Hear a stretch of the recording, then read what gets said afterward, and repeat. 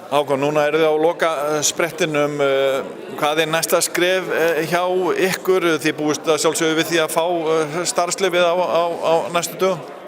Já, við reiknum með það að taki einhverjar vikur fyrir Umhverfisstofnun að vinna úr þeim athugasemdum sem að þeim berast væntanlega og þegar því er lokið þá höldum við bara áfram okkar striki að því gefnu að starfsleyfi verið gefið út. Höldum við okkar áfram striki að fylgja verkefnin eftir. Hefur þessi umræða varðandi Kísilver United haft einhver áhrif á ykkar mál? Já, það hefur náttúrulega verið mjög óheppilegt fyrir okkur að þær uppákomur sem hafa orðið hjá United Silicon og vissulega hefur það mjög mikil áhrif á umræðina eins og þú heyrðir hér í kvöld. Hafið þið eitthvað skoðað ykkar mál í rauninni með hliðsjón af umræðinu undanfari? Breytt einhverju til dæmis í ykkar ferli? Það kom jafnvel upp spurning á fundunum, værið þið til aðeins að bíða með þetta og sjá til? Jú, vissulega reynum við að fylgjast með eins og við getum hvað er að vera hjá United Silicon.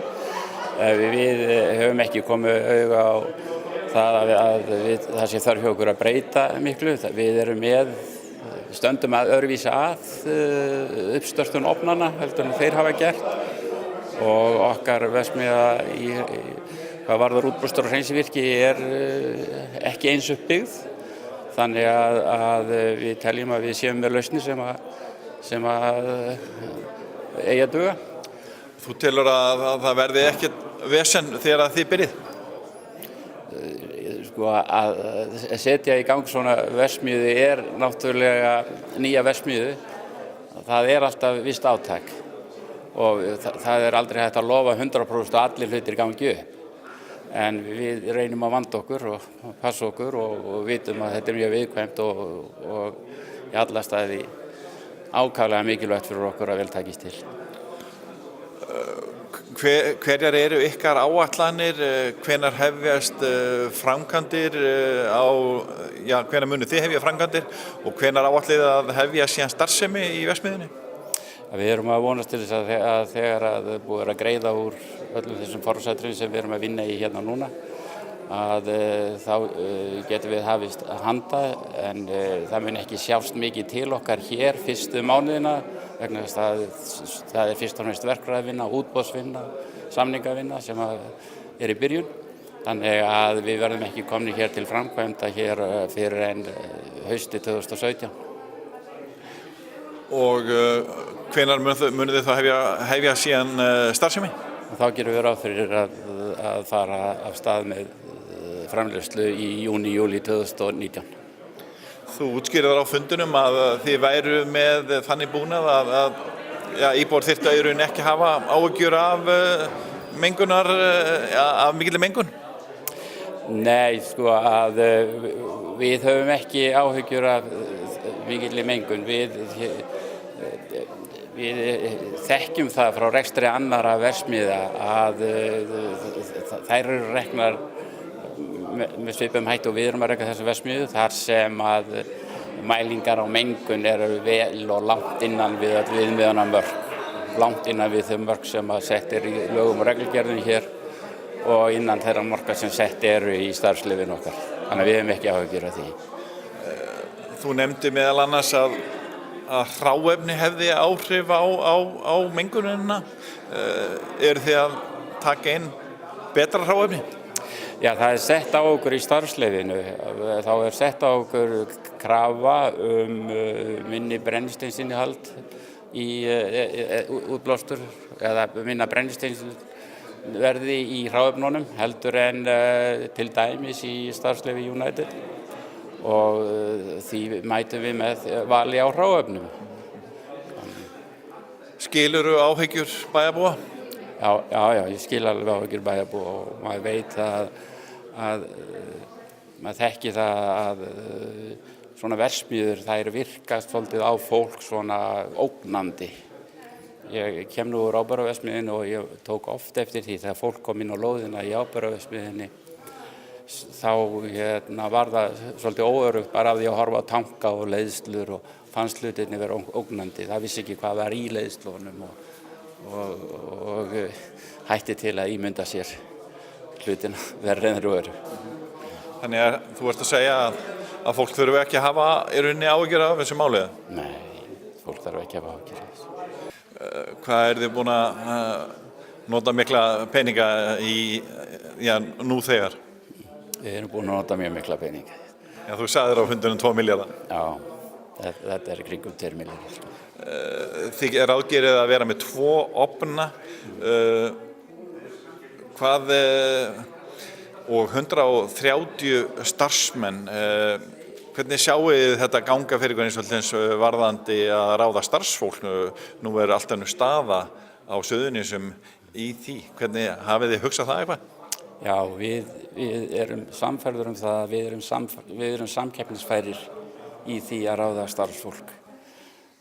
Þessi iðnaður, við stefnum á það að gera vinnustaðasamning sem verður hliðstæður við þá samninga sem gilda í öðrum verksmiðjum eins og í álverunum og járnblendun og Grundartanga og við hefum gengið út frá því í öllum okkar áætlunum að við þyrftum að tryggja okkur starfsfólk á góðum kjörum. Þannig að við teljum okkur vera vel samkeppnisfæra í því að ráða fólk til okkar við aðrar atvinnugreinar hér. Og þið munið ekki fara í manngreinar álit hvaðan fólk kemur.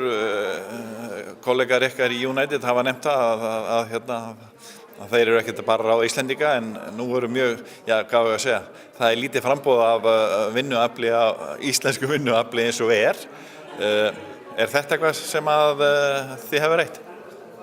Nei, við hefum ekki rætt þetta en bara svona almenna, ég þekki bara almenna viðhorfið innan okkar hóps svo að við erum ekki að flokka fólk hvort það Njarðvíkingar eða Keflvíkingar.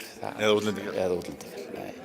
Þið eru búin að eyða 2 milljörðum í þetta, fyrir ekki ég skulle nota eyða þegar þið hafið notað. Hvað gerur ráð fyrir að þetta verði margir milljarðar þegar þið eruð búin að fullbyggja verksmiðjuna? Það yfir 30 milljarðar, 34 milljarðar. 34 milljarðar. Það hefur verið nokkur umræðum það að þið hafi ekki gert full skil á gjöldum við Reykjanesbæ. Hvernig útskýrurðu það?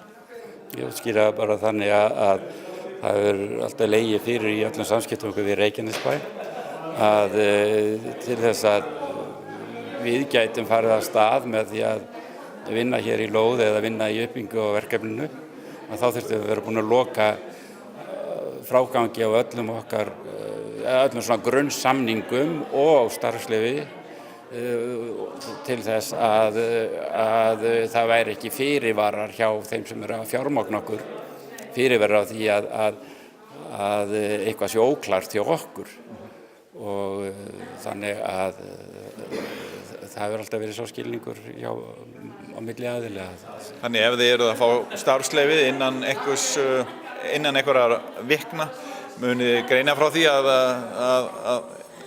þið séu að fara að greiða þessa skuld við Reykjanesbæ og jafnframt að fjármögnun á framkvæmdinni sé í góðum höndum eða sé langt komið eða lokið. Já, vissilega sko, við erum náttúrulega í mjög góðu samskiptum við bæinn og höfnina hérna og við reynum að láta þá fylgjast eins vel með og við mögulega getum og vissulega verða þeir manna fyrstir að frétta af því þeirra. Ertu bjartsýnn á framtíðina hjá ykkur hérna í Reykjanesbæ? Já, við erum það. Við erum bjartsýnir á framtíðina hérna. Þetta góð aðstaða fyrir svona starfsemi. Hér höfn og hér stórt atvinnusvæði að sækja gott fólk til. Hér eru samgöngur góðar, samgöngur við umheiminn. Ísland liggur vel við, bæði við öflun hráefna og við sölu á afurðunum. Að lokum þú útskýrði það á fundunum að það sem þessi málmur sem þið eru að búa til hann hafi góð áhrif á umhverfi? Já, sko, þessi málmur, kísilmálmurinn, til dæmis í Evrópu, í Þýskalandi, það skilgreinaði kísilmálminn sem það sem er kallað svona krítiskan málm og hann sé mjög mikilvægur fyrir allan iðnað og sérstaklega til þess að halda niðri umhverfisáhrifum. Og það gerist hreinlega í gegnum það að við notkun á þessum málmi við framleiðslu á annarri vöru að þá fyrir hvert 1 kíló sem að við erum að menga í með koltvísýringi eða CO2 að þá skilar þessi vara tilbaka 9 kílóum. Þannig að sjálfsög er þessi starfsemi, hvort sem hún er hér eða í Bandaríkjunum eða í Suður-Afríku, hvar hún þá er svona starfsemi að leggja sitt á vogarskálan með því að byggja betri heim.